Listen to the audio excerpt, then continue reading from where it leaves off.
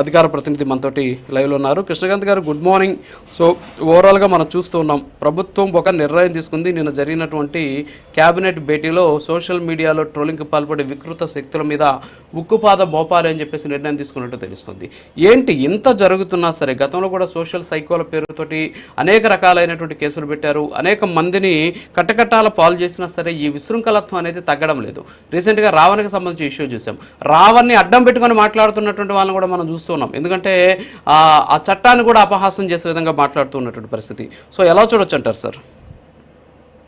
Sir, రాజు గారు, ముందుగా మీకు తోటి ప్యానలిస్టులకు అందరికీ నమస్కారం అండి. సార్, ఇవాళ రోజు ఇది ఆ ఫ్రీడమ్ ఆఫ్ స్పీచ్ అన్న పేరు మీద మీకు ఫ్రీడమ్ ఆఫ్ అబ్యూజ్ అనేది ఇవాళ రోజు ఎంత కామన్ అయిపోయింది.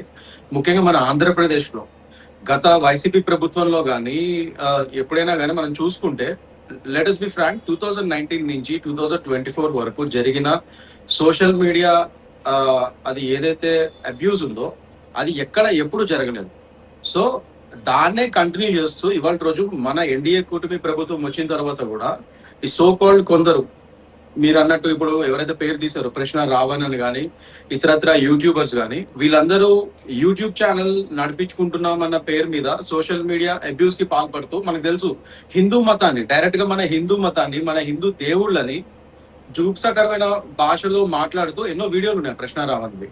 సో దాంతో పాటు అదే కాకుండా ఇప్పుడు మనకి ఈ UAPA act, unlawful activities prevention act ఎందుకు పెట్టాల్సి వచ్చింది?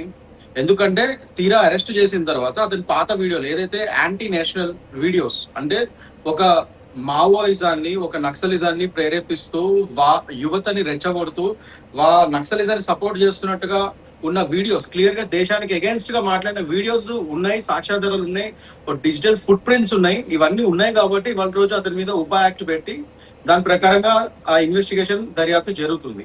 సో దాని తర్వాత మనకి ఇప్పుడు తెలుస్తుంది అలిగేషన్స్, ఇంకా ఆ ఫోన్ లో రకరకాల మెటీరియల్ ఉంది which is really very unlawful, అంటే చాలా ఇల్లీగల్ మెటీరియల్ కూడా దొరికింది అతని ఫోన్ లో అని చెప్పి రకరకాల ఆరోపణలు వినిపిస్తున్నాయి. బట్ ఎనీవేస్, లెట్ us wait and see. But as of no prima facie లేకుండా ఉపా యాక్ట్ అనేది ఎంత సీరియస్ యాక్ట్ అంటే, ఎంత సీరియస్ చట్టం అంటే, ఏదో టైం పాస్ కి పోలీసు వాళ్ళు ఏదో మామూలుగా పెడతానికి లేదు. అది ప్రైమా ఫేసీ ఎస్టాబ్లిష్ అయ్యి, ముఖ్యంగా ఇక్కడ జ్యుడిషియల్ మెజిస్ట్రేట్ వారు రిమాండ్ విధించారు.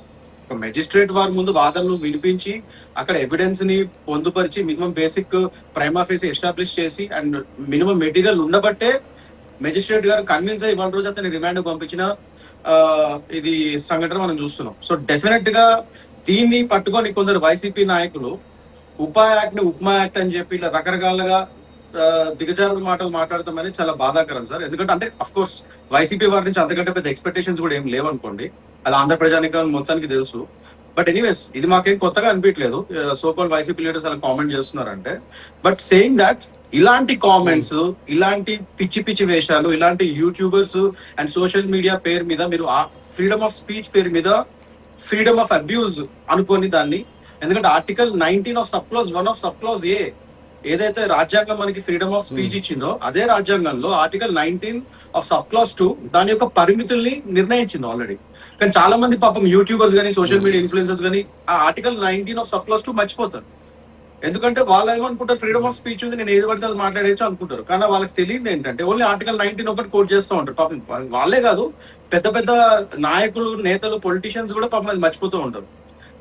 సో ఇవాళ రోజు కృష్ణకాంత్ గారు ఇక్కడ ఒకటి ఓకే, రావణ్ వీళ్ళందరినీ కూడా పక్కన పెడితే ఎస్పెషల్లీ నిన్న తీసుకున్నటువంటి నిర్ణయం నిజంగా ఈ ఫేక్ ఐడియాలతోటి వచ్చేటటువంటి వాళ్ళని పట్టుకునేందుకు అవకాశాలు ఉన్నాయా? ఇప్పుడు ఉన్నటువంటి టెక్నాలజీ అందుకు అనుగుణంగా ఉందా? సో ఎందుకని అంటే ఒక రకంగా చెప్పాలి అంటే సమాజంలో కనిపించే శత్రువుతో పోరాటం చేయొచ్చు, కానీ వీళ్ళంతా కూడా కనిపించని శత్రువులు అనమాట. అసలు ఎవడో తెలియదు, వాళ్ళ మొహం తెలియదు, వాళ్ళ ఐడి తెలియదు, ఏమీ తెలియదు, ఏదో బూతులు, అసలు ఈవెన్ దో ప్రతి వీడియో కింద అనేక రకాల బూతులు అనమాట. అంటే చాలా అలవోకగా మాట్లాడిస్తున్నటువంటి పరిస్థితి. అంటే సమాజం ఏమనుకుంటారో, మనల్ని ఏమనుకుంటారో అనేటటువంటి ఒక చిన్న ఆలోచన స్పృహ కూడా లేకుండా చేస్తూ ఉన్నటువంటి పరిస్థితి. సో వీటన్నిటిని కూడా ఖచ్చితంగా ప్రభుత్వం చేయగలదా అంటే అలాంటి పరిస్థితి? 100% సార్. దాని గురించి నిన్న క్యాబినెట్ మీటింగ్ అయింది మాది, మా కుటుంబ ప్రభుత్వాన్ని క్యాబినెట్ మీటింగ్ అయ్యి అందులో చాలా మంచి నిర్ణయం తీసుకున్నారు. నిజంగా మేము దాన్ని స్వాగతిస్తున్నాం. ఎందుకంటే ఒక స్పెషల్ టాస్క్ ఫోర్స్, ఎక్స్క్లూజివ్ దీని గురించే ఒక స్పెషల్ టాస్క్ ఫోర్స్, ఒక special social media response cell అని చెప్పి ఇవి పెడతాం జరుగుతుంది. ఎందుకంటే మనకు తెలిసి వాళ్ళ రోజు సైబర్ క్రైమ్ కానీ ఇవన్నీ సైబర్ క్రైమ్స్ కింద వస్తాయి.